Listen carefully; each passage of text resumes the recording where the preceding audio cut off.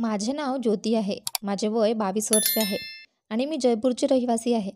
माझी ही कहाणी दुःखाने भरलेली आहे. मी कोणतीही चूक केली नसतानाही माझ्या आयुष्यात इतक्या मोठ्या अपघाताची मला काय शिक्षा मिळाली हे माहीत नाही. आज मला या नरकात येऊन पूर्ण 1 वर्ष झाले आहे. मी इथे प्रत्येक क्षणी माझ्या मृत्यूसाठी प्रार्थना करायचे आणि इथे राहण्याचा माझा प्रत्येक मिनिट असा जात होता की जणू मला मोठी शिक्षा दिली जात आहे. येथे राहणे माझ्यासाठी शिक्षेपेक्षा कमी नव्हते. इथे राहून माझ्या अडचणी वाढत होत्या.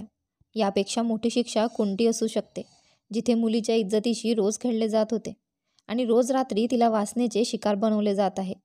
माझ्या वेदना शब्दात मांडणे माझ्यासाठी खूप अवघड आहे आणि विशेषतः तेव्हा जेव्हा तुम्हाला या नरकात पाठवणारे तुमच्या स्वतःच्या लोकांशिवाय दुसरे कोणी नसते.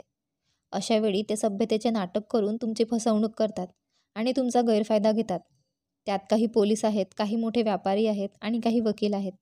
पण रात्रीच्या अंधारात हे लोक जनावरांच्या वेशात येतात आणि आम्हाला त्यांचा ध्यास दाखवतात आणि आमच्या अंगावर काटेरी जीवांची झीज करतात. ज्याने मला या ठिकाणी आणले ती दुसरी कोणी नसून माझीच काकू होती. माझी काकू माझ्या आईचा खूप तिरस्कार करायची. माझी आई तिथे असूनही ती आमच्यावर न जाणे कोणता बदला घेत होती हे मला कधीच समजले नाही. शेवटी काकू माझ्या आईचा इतका तिरस्कार का करत होती? आईच्या मृत्यूनंतर एक दिवस तिने मला माझ्या आत्याच्या घरी नेण्याच्या बहाण्याने तिच्याबरोबर घराबाहेर काढले आणि मला एका जाडबाईकडे सोपवले आणि सांगितले की आजपासून ही तुमच्याबरोबर राहील. तुम्हाला हिच्यासोबत जे काही करायचे आहे ते करा. मी सर्वांना सांगेल की ती एका मुलासोबत पळून गेली. मी माझ्या काकूकडे आश्चर्यकारक डोळ्यांनी पाहत होते. मी काहीही बोलू शकले नाही. मी माझ्या कानांवर विश्वास ठेवू शकत नव्हते. माझ्याबद्दल मस्तर करणारी माझी काकू या थराला जाईल असे मला कधीच वाटले नव्हते. तिने माझा इतका तिरस्कार केला की तिने माझ्याबद्दल एकदाही विचार केला नाही की ही बाई मला कुठे घेऊन जाईल आणि ती माझ्यासोबत काय काय करू शकते.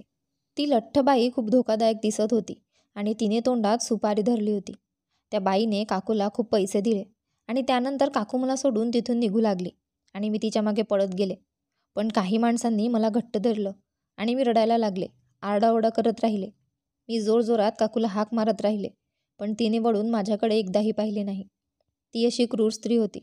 तिला माझ्याबद्दल जराही दया आली नाही. 2 दिवस असेच गेले. मी 2-3 दिवस काही खाल्ले नाही, प्यायले नव्हते. मी सर्व काही सोडून दिले होते. पण मीही माणूस होते, म्हणून मी काय करू शकत होते? माझी अवस्था खूप वाईट झाली होती. तेव्हा मला स्वतःहून खाणेपिणे सुरू करावे लागले. मला कोठडीत कैद करण्यात आले. एक बाई रोज येऊन माझ्या मनगटावर इंजेक्शन द्यायची. इंजेक्शन देताच मला वेदना होऊ लागायच्या. काही दिवसांनी मी माझ्या वयापेक्षा मोठी झाली होती. त्यावेळी मी 16 वर्षांची होते आणि काही वेळातच मी असे दिसू लागले जसे मी 20 वर्षांची आहे. मला माझ्या आईवडिलांची सतत आठवण यायची. मला आई नव्हती, पण मला माझ्या वडिलांची खूप आठवण येत होती. माझे वडील जिवंत होते आणि त्यांनी कदाचित मला शोधण्याचा प्रयत्नही केला नाही. हे फक्त माझ्याच बाबतीत घडले नाही. या प्रकारातील किती मुले इथे कैद झाल्या होत्या कुणास ठाऊक. हे लोक असा व्यवसाय करायचे. आता त्यांनी माझ्यासह 15 मुलींना पकडले होते. हे खूप वाईट लोक होते. ते कुमारी मुलींना पळवून नेत आणि आम्हाला नवीन पुरुषांसमोर उभे करायचे, जे आमचे शरीर खराबपणे ओरबाडायचे आणि त्या बदल्यात या लोकांना पैसे, बंगला, वाहने आणि काय काय नाही मिळाले. मला हे सगळं सहन होत नव्हतं. मला खूप वेदना होत होत्या. मी नेहमीच वेदनेत असायचे. मी शारीरिक आणि मानसिक अशा दोन्ही समस्यांमधून जात होते. मला दुसरा पर्याय दिसत नव्हता. मी माझ्या काकूला रोज शिवीगाळ करायची. शेवटी तीच बाई मला या नरकात टाकून निघून गेली होती. कदाचित माझ्या शिवीश्वापाचा प्रभाव पडला असेल आणि माझ्या काकूने काय केले होते ते समोर उघड झाले. काकू विसरली होती की तिने माझ्यासोबत जे काही केले आहे, एक दिवस तिला तिच्या कृत्याची शिक्षा कोणत्या ना कोणत्या स्वरूपात भोगावीच लागेल. आणि माझ्या काकूच्या बाबतीतही तेच झालं. तिची कृती तिच्यासमोर उघड झाली. काही दिवसांनी एक नवीन मुलगी आली आणि तिला पाहताच माझ्या पायाखालची जमीनच निघून गेली. कारण ती माझ्या काकूची स्वतःची मुलगी होती, जिने नवरीसारखे कपडे घातले होते आणि त्यांनी त्या मुलीला पकडून कोठडीत टाकले होते आणि निघून गेले होते. आजच तिचं लग्न आहे असं वाटत होतं. लग्न मंडपातून तिला कोणीतरी इथे आणलं होतं. आता माझी काकू बदनाम झाली असती. माझ्या काकूच्या मुलीचे नाव सपना होते. सपनाला इथे पाहून मला खूप आनंद झाला. मी स्वतःला समजावण्याचा प्रयत्न केला की मी इतकी वाईट कशी झाले. माझ्यासमोर एका मुलीचे आयुष्य उद्ध्वस्त होत होते आणि तिच्याबद्दल वाईट वाटण्याऐवजी मला आनंद वाटत होता. मग मी स्वतःच्या आतून निर्माण होणाऱ्या प्रश्नांची उत्तरे स्वतःच द्यायला सुरुवात केली. इतकं वाईट घडल्यानंतरही मी चांगल्याची आशा करू शकते का? मी अजूनही माझ्या काकू आणि तिच्या मुलीचा चांगला विचार करू का? ज्या लोकांनी मी जिवंत असताना माझे जीवन नरक बनवले होते, त्यापेक्षा मी माझ्या चांगल्या आयुष्यात माझ्या मृत्यूसाठी प्रार्थना करायची. आता मला हे बघायचे होते की माझ्या काकू आणि तिच्या मुलीच्या नशिबी काय होणार होते. मलाही कळत नव्हतं की माझं काय होणार आहे. मी या नरकातून कधी बाहेर पडू शकेन की नाही. माझ्या काकूचे सत्य कधी सर्वांसमोर येईल की नाही. माझे वडील मला शोधत इथे येतील की नाही. हे सगळे प्रश्न माझ्या मनात घोळत होते आणि मी स्वप्नाकडे बघत या सगळ्यांचा विचार करत राहिले. मग अचानक स्वप्नाला हळूहळू भान येऊ लागले आणि काही वेळाने स्वप्ना पूर्णपणे शुद्धीवर आली होती आणि तिची नजर माझ्यावर पडताच ती किंचाळली आणि तिला धक्काच बसला आणि ती मला म्हणू लागली, ज्योती तू इथे का? तू इथे काय करत आहे? मी आणि ज्योती आमच्या जुन्या आयुष्यात हरवलो होतो, जेव्हा मी माझ्या आईवडिलांची लाडकी मुलगी होते. माझ्या आईवडिलांचे माझ्यावर खूप प्रेम होते. मी त्यांची एकुलती एक मुलगी आणि मी त्यांचे सर्वस्व होते. आम्ही सर्व कुटुंबात एकत्र राहत होतो. माझे आईवडील आणि मी, शिवाय माझे काका काकू आणि त्यांची मुलंही आमच्या घरात राहत असत. आमच्या आजी आजोबाही तिथे राहत होते. आम्ही सर्व सुमारे 8-9 लोक होतो आणि सर्वजण एकाच घरात एकत्र राहत होते. आमचे घर नवीन प्रकारचे होते आणि माझे वडील नेहमी घरात काहीतरी नवीन काम करून घेत असत. आमचे घर खूप मोठ्या बंगल्यासारखे होते. आम्ही सर्वजण मोठ्या प्रेमाने जगायचो असे म्हणता येणार नाही.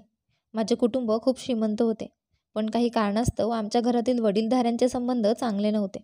आजी आजोबांनी आपली सर्व मुले प्रेमाने एकत्र राहावीत यासाठी खूप प्रयत्न केले, मात्र या कामात ते नेहमीच अपयशी ठरले. एकाच घरात सगळे एकत्र राहत होते, पण त्यांच्या मनात खूप अंतर होते.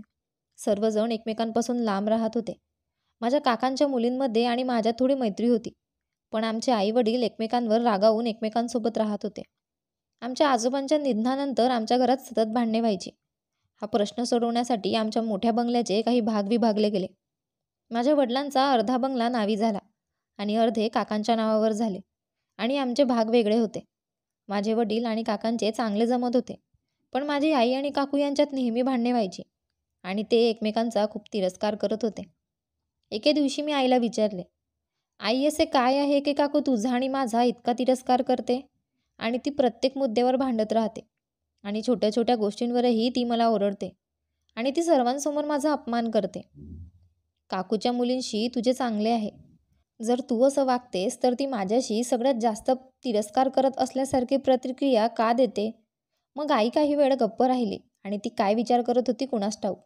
मग काही वेळाने ती म्हणाली की हे बघ ज्योती, तू नेहमी मला हा प्रश्न विचारते आणि मी तुला प्रत्येक वेळी टाळते. आता तू मोठी होऊन शहाणी झाली आहेस, म्हणूनच मला तुला सर्व काही सांगायचे आहे.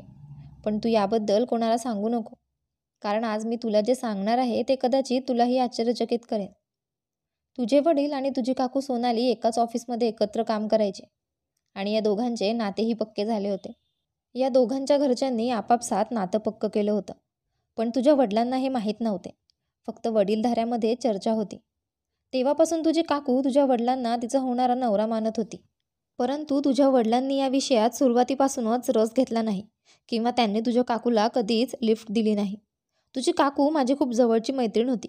आम्ही दोघी लहानपणापासून एकमेकांसोबत होतो आणि एकाच शाळेतून एकाच विद्यापीठात एकत्र शिकत होतो.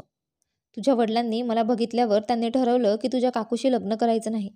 त्यांना सोनाली आवडली नाही आणि ते म्हणाले की माझे ज्योतिषी लग्न करून दिले जावे.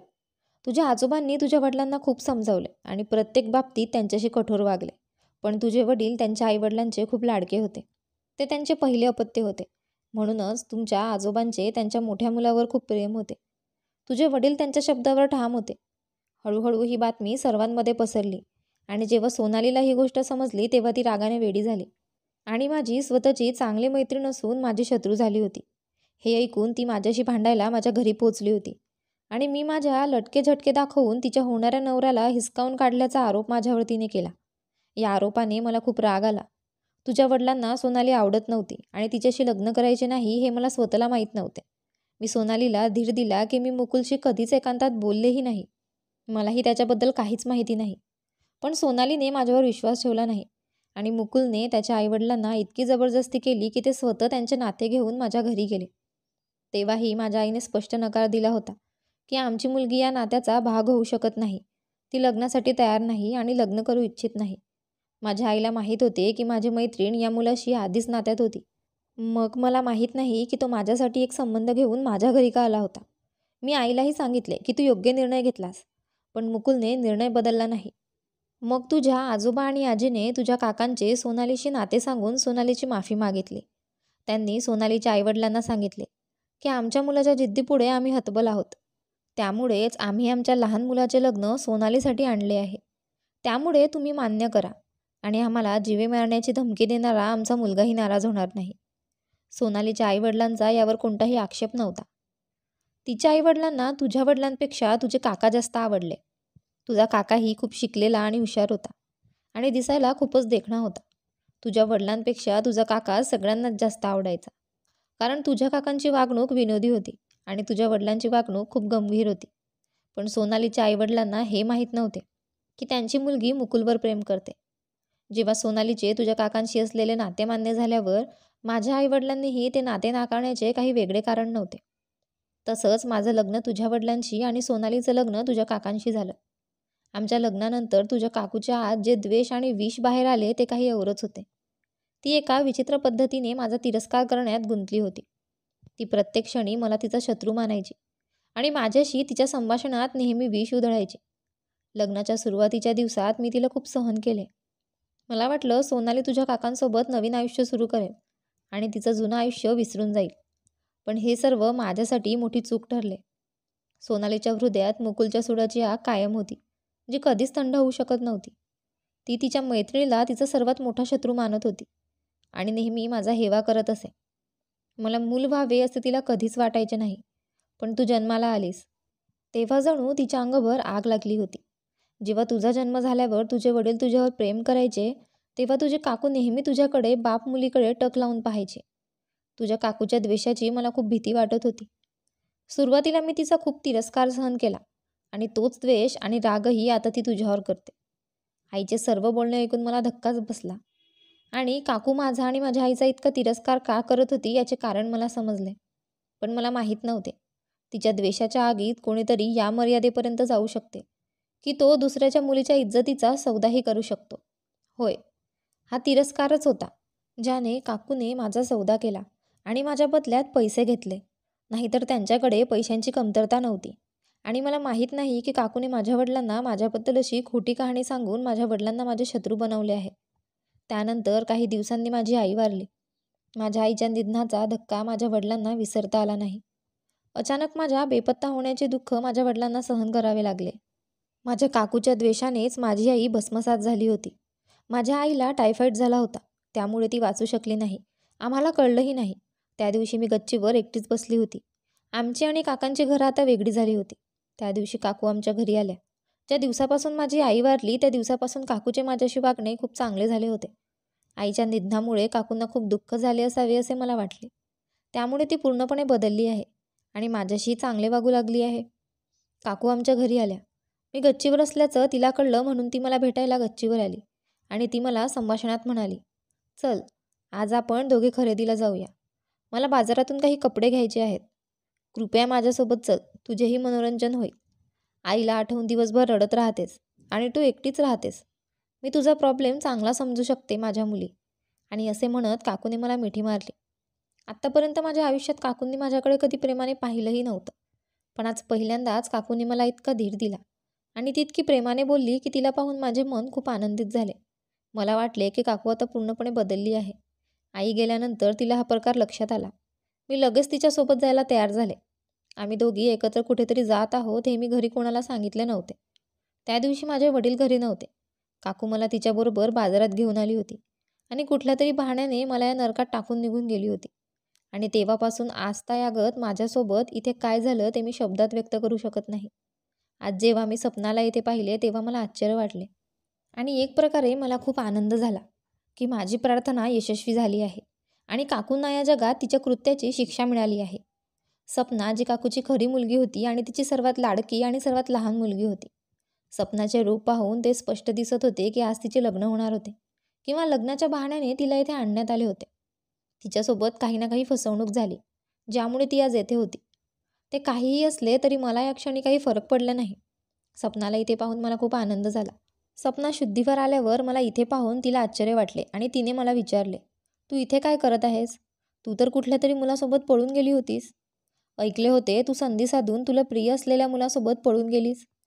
मला आधीच समजले होते की काकूने माझ्याबद्दल संपूर्ण कुटुंबाला सांगितले असेल. माझ्याविरुद्ध चुकीचे बोलले असावेत.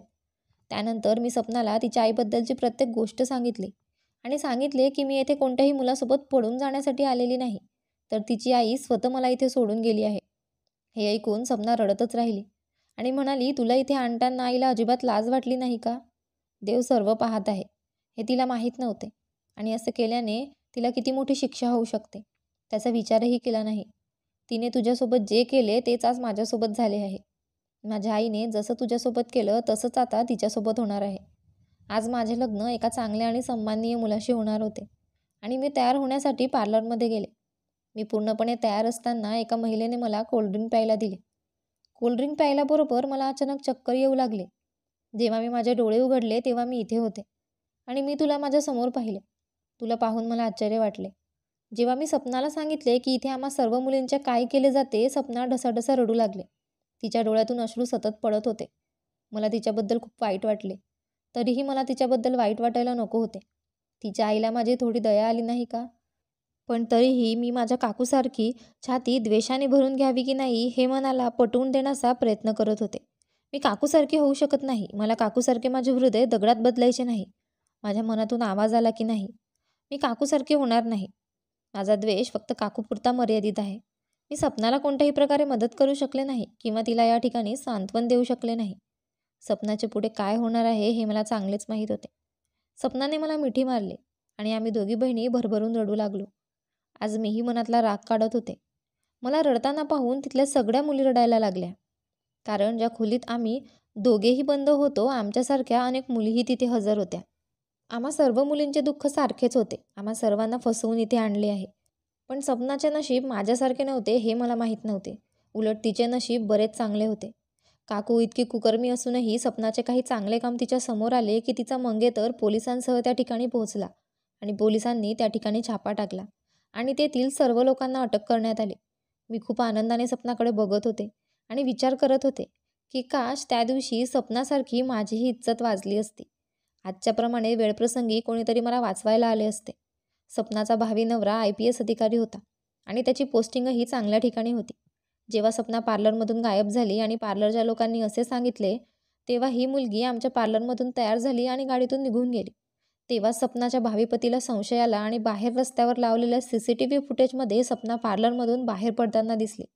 त्यानंतर पोलिसांना पाचारण करण्यात आले आणि पार्लर मालकांनाही सत्य उघड करण्यात भाग पाडले गेले. त्यानंतर या पार्लरमधून याआधीही अनेक मुली बेपत्ता झाल्याचं समोर आलं.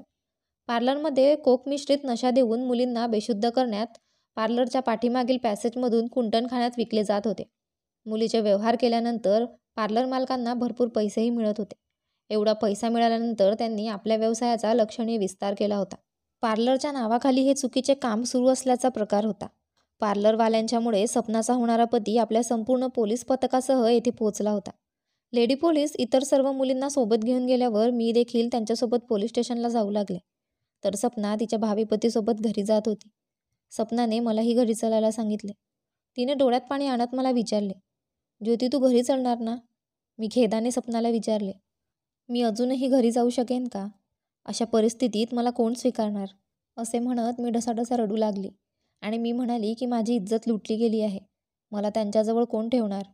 मला तर वाटतं माझे वडीलसुद्धा माझे तोंड बघायला तयार नसतील. मी रडत राहिले आणि बोलत राहिले. आता या तुरुंगातून सुटण्याचे माझ्याकडे विशेष कारण नव्हते. मला इथून मोकळे झाल्याचा आनंदही नव्हता. पण सपना माझ्यासमोर हात जोडून उभी राहिली आणि म्हणाली, प्लीज ज्योती, माझ्यासोबत घरी ये. कोणीही तुझा द्वेष करणार नाही. तू काही चुकीचे केले नाही, पण तुझ्यासोबत चुकीचे झाले आहे. यात तुझा दोष नाही, माझ्या आईचा दोष आहे. माझ्या आईच्या वतीने मला खूप लाज वाटते. तुझा गमावलेला आदर मी परत करू शकत नाही, पण मी तुला वचन देते की मी तुझे सत्य आणि वास्तव सर्वांना सांगेन. माझ्या आईच्या ह्या रहस्यावर मी कधीच पडदा टाकणार नाही. कदाचित देवालाही तेच हवे असेल. त्यामुळेच त्याने मला इथे पाठवले की मला संपूर्ण सत्य कळावे आणि मला सर्वांना सत्य सांगता यावे. मला सपनासोबत जायचे नव्हते, पण सपनाने जबरदस्तीने मला तिच्यासोबत घरी आणले. घरात जाताच काकू आपल्या मुलीकडे रडत धावत आली आणि तिला मिठी मारण्याचा प्रयत्न केला, पण सपनाने तिला मागे ढकलले. मग काकू आपल्या मुलीच्या चेहऱ्याकडे अडचणीने पाहू लागल्या. माझ्याकडे बघताच ती पूर्ण चकित झाली आणि तिच्या चेहऱ्यावर घाम स्पष्ट दिसत होता. सपना म्हणाली, ये ज्योती. हे ऐकून काकू माझ्याकडे पाहू लागले. मला पाहून काकूसह सर्वांनाच धक्का बसला. मी माझ्या काकूकडे द्वेषपूर्ण कटाक्ष टाकला आणि दुसरीकडे मला माझे वडील दिसले, जे सपनाच्या गायब झाल्याबद्दल ऐकून त्यांच्या भावाचे सांत्वन करण्यासाठी सपनाच्या घरी बसले होते. कारण माझे वडील या दुःखातून चांगलेच गेले होते. एके दिवशी त्यांची मुलगीही सपनासारखी गायब झाली होती. मुलगी घरातून निघून गेल्यावर पालकांना काय त्रास होतो हे त्यांना चांगले माहिती होते. मी माझ्या वडिलांकडे आशेने पाहत होते. मला पाहून माझे वडीलही क्षणभर खुश झाले. आनंदामुळे अचानक माझी मुलगी ज्योती त्यांच्या तोंडातून बाहेर पडले. पण दुसऱ्या क्षणी त्यांच्या चेहऱ्यावरचे हावभाव बिघडले होते. कदाचित काकूंनी माझ्याबद्दल सांगितलेल्या खोट्या गोष्टींचा त्यांच्यावर परिणाम झाला असेल. माझ्या काकूने माझ्या विरोधात ज्या गोष्टी बोलल्या होत्या आणि माझ्या वडिलांना माझ्यापासून दूर नेले होते, त्या गोष्टींनी त्यांच्या मनात माझ्या विरोधात खूप विष भरले होते. सपनाने मला आधीच सांगितले होते की काकूने घरी सर्वांना सांगितले आहे की मी एका मुलासोबत घर सोडले आणि येथून पळून गेले आहे. मला माझ्या वडिलांना मिठी मारायची होती, पण त्यांच्या डोळ्यात माझ्याबद्दलचा द्वेष पाहून मी पुढे जाऊ शकले नाही. याचीच मला भीती वाटत होती आणि हेच कारण होते की मी घरी येत नव्हते. पण सपनाने मला जबरदस्तीने तिच्यासोबत घरी आणले होते. आता सपनाने रडत रडत सगळ्यांना तिच्या आईबद्दलची हकीकत सांगितली होती. काकूने जेव्हा आपल्या मुलीकडून संपूर्ण हकीकत ऐकली, तेव्हा तिच्याकडे बोलण्यासारखं काहीच उरलं नाही. काकूंनी लाजत मान टेकवली. ती आरोपीसारखी उभी होती. स्वतःचा बचाव करण्यासाठी तिच्याकडे शब्दच उरले नव्हते. तिला खूप लाज वाटत होती आणि आज तिच्या डोळ्यातून अश्रू येत होते. कदाचित जेव्हा आपल्या मुलीच्या जीवावर बेतले आणि आपल्या मुलीची इज्जत धोक्यात आली, तेव्हा आपल्या कृत्याचे परिणाम आपल्या मुलीला भोगावे लागत आहे याची तिला जाणीव झाली. आणि आता काकूच्या डोळ्यातून पश्चातापाचे अश्रू वाहत होते. घरातले सगळे काकूकडे तिरस्काराने बघत होते. आज सगळे तिला वाईट बोलत होते, पण आज ती शांतपणे सगळं ऐकत होती. आणि आज ती आरोपीसारखी उभी होती, ज्याच्याकडे बोलण्यासारखे काहीच नव्हते. माझ्या वडिलांनी मला पुढे आणले. त्यांनी मला येऊन मिठी मारली आणि ते काकूला म्हणाले, सोनाली, मला तुझे विचार आणि तुझ्या वागण्याने खूप आश्चर्य वाटते. इतकी वर्षे तू हा द्वेष मनात साठवत होतीस की तू द्वेषाने चांगल्या वाईटाची समज गमावून बसली. मी तुला कधीच माफ करणार नाही. तू माझ्या मुलीचे आयुष्य उद्ध्वस्त केलेस. तुझ्यामुळे माझ्या मुलीला खूप त्रास झाला आणि तिची इज्जत गेली. आज तू कायमची माझ्या नजरेतून पडली आहेस. वडिलांचे बोलणे ऐकूनही काकूचे डोळे शरमेने झुकले आणि उठले नाही. मग काका पण म्हणाले, सोनाली, मला वाटलं तू सगळं विसरली आहेस आणि माझ्यासोबत तुझ्या आयुष्यात खूप आनंदी आहेस. आज लग्नाला 27 वर्ष झाली. याचे खूप वाईट वाटत आहे की तरीही तू सुधारली नाही. सुडाच्या आगीत जळत राहिलेल्या तुझ्यासारख्या स्त्रीसोबत मी माझं आयुष्य जगत होतो. वहिनी तर हे जग सोडून गेली, पण तुझा द्वेष आजही संपलेला नाही. अगं, त्या मेलेल्या माणसाबद्दल किती द्वेष तू आजवर मनात साठवत होतीस? काकाही रडत रडत अश्रूंनी विचारत होते. काकांनी माझ्यासमोर हात जोडले आणि काकूंच्या वतीने माझ्या वडिलांची माफी मागितली आणि सांगितले की मी तुम्हा दोघांचा आरोपी आहे. शक्य असल्यास मला माफ करा. आज काकूचे सत्य सर्वांसमोर आले होते. त्यांच्या बचावात तिला काही बोलायचे नव्हते, कारण तिच्याच मुलीने तिचे संपूर्ण सत्य सर्वांसमोर उघड केले होते. माझे वडील माझा हात धरून मला आमच्या घरी घेऊन जात होते. तेवढ्यात काकू माझ्या समोर येऊन उभी राहिली. माझ्यासमोर हात जोडून म्हणाल्या, प्लीज ज्योती, मला माफ कर. मी खूप मोठी चूक केली आहे. जेव्हा माझी मुलगी गायब झाली तेव्हा मला समजले की मी तुझ्यासोबत खूप चुकीचे केले आहे. पण मी काकूला अडवलं आणि म्हणाली की काकू, तुम्ही काही चूक केली नाही, उलट फार मोठे पाप केले आहे. माझ्या नजरेत तुझ्या या पापाची क्षमा नाही आणि तुम्ही माफी मागण्याच्या लायकीचे नाही. माझ्या देवाची इच्छा असेल तर तो तुम्हाला माफ करू शकतो, पण माझे हृदय इतके मोठे नाही, म्हणून मी तुम्हाला क्षमा करेल अशी अपेक्षा करू नका. मी खूप वेदना आणि दुःख सहन केले आहे, तरीही मी तुम्हाला क्षमा करेन असे तुम्हाला वाटते. माफ न करण्यामागे माझे दगडाचे हृदय आहे असे तुम्हाला वाटत असेल तर तसे समजून घ्या. पण मला झालेल्या समस्या आणि त्रासाबद्दल मी कुणाला काही सांगू शकत नाही आणि माझी वेदना कोणीही समजू शकत नाही. मी माझ्या आयुष्यातील एक संपूर्ण वर्ष त्या नरकात घालवले आहे. माझे म्हणणे संपवून मी रडत रडत घराकडे पळत सुटले. माझ्या वडिलांनी मला खूप साथ दिली. ते मला समजावून सांगू लागले आणि माझ्यासोबत ते सर्व काही करू लागले ज्यामुळे मी माझे ते दिवस विसरू शकेल. या गोष्टी मी मरेपर्यंत विसरू शकणार नाही. मला सोनाली काकू व्हायचं नव्हतं. मी कोणाच्याही जीवनात विष कालवत नव्हते. मी काकूला कधीच माफ करू शकत नाही. जेव्हा माझ्यासोबत हे घडले तेव्हा मी 16 वर्षांची होते आणि आता मी 22 वर्षांची आहे. मी नेहमी म्हणायचे की मी काकूला कधीच माफ करणार नाही. पण एके दिवशी काकूची तब्येत अचानक बिघडली आणि ती आयुष्याचा शेवटचा श्वास घेत होती. तेव्हा सगळ्या लोकांच्या सांगण्यावरून मी त्यांच्या घरी गेले आणि काकूंना माफ करण्यास मला भाग पाडले. तिला अशा अवस्थेत पाहून मी देवाखातर तिला माफ केले आणि कदाचित ती सुद्धा याचीच वाट पाहत होती आणि त्याच दिवशी ती हे जग सोडून गेली होती. माझ्यासाठी ही खूप चांगले नाते आले. तो मुलगा माझ्याबद्दल सगळं माहीत असतानाही माझ्याशी लग्न करायला तयार होता. माझ्या वडिलांनी मोठ्या थाटामाटात त्या मुलाशी माझं लग्न लावून दिलं. मला लग्न करायचं नव्हतं, पण माझ्या वडिलांनी त्यांच्या मित्राच्या मुलाला माझ्याबद्दल सर्व काही सांगितले आणि त्यांनी मला पाहताच पसंत केले. त्याने मला सर्वस्वासह स्वीकारले होते. त्याला माझ्याशी लग्न करायला हरकत नव्हती. मलाही माझ्या वडिलांच्या सल्ल्याने तसं लग्न करण्यास भाग पडले. माझ्या पतीने माझ्या जखमेवर मलम लावले होते. त्यांनी मला नेहमीच पाठिंबा दिला. मी माझ्या पतीसोबत खूप आनंदी आहे. त्याने माझी प्रत्येक छोटी मोठी मागणी पूर्ण केली. मी माझ्या पतीसोबत खूप आनंदी आहे आणि मला सर्व जुन्या गोष्टी विसरायच्या आहेत. मला ती वाईट वेळ माझ्या आयुष्यातून पूर्णपणे काढून टाकायची आहे. पण कधीकधी त्या जुन्या गोष्टी आठवतात आणि मन दुखावते. माझ्या छातीत एक विचित्र वेदना होतात. प्रत्येक मुलीच्या इज्जतीचे देवाने रक्षण करावे अशीच मी प्रार्थना करते. जी सोनाली माझ्या आयुष्यात आली ती कुणाच्याही आयुष्यात नसावी. कारण प्रत्येक वेळी पुन्हा आयुष्य मिळेलच असं गरजेचं नाही. कधीकधी आपल्याला आपलं आयुष्य जगण्याची संधीही मिळत नाही. कदाचित त्या दिवशी माझ्यासारख्या सपनाच्या बाबतीतही असंच झालं असतं. माझे काहीही झाले तरी पण सपना चांगली मुलगी होती. ती तिच्या आईसारखी अजिबात नव्हती. त्यामुळेच कदाचित तिच्या नशिबाने साथ दिली आणि ती वाचली. आणि त्याच वेळी तिने मलाही वाचवले होते. त्याच्यामुळेच काकूबद्दलचे सत्य संपूर्ण कुटुंबाला कळले. ते उघडपणे सर्वांसमोर आले होते. कदाचित मी त्या नरकातून कधीच बाहेर पडू शकले नसते. पण देवाला जे पाहिजे ते नेहमीच कळते. तुम्ही सर्वांनी तुमच्या मुलींची काळजी घ्या आणि त्यांना कोणाच्याही चुडाचा बळी होऊ देऊ नका, अशी माझी इच्छा आहे. मित्रांनो, मला आशा आहे की तुम्हाला आमची कथा आवडली असेल. जर तुम्हाला कथा आवडली असेल तर व्हिडिओला लाईक करा. जर तुम्ही चॅनलवर नवीन असाल तर चॅनलला सबस्क्राईब करा आणि हो, नोटिफिकेशन बेल दाबा जेणेकरून तुम्हाला पुढील अपडेट्स आधी मिळतील. धन्यवाद.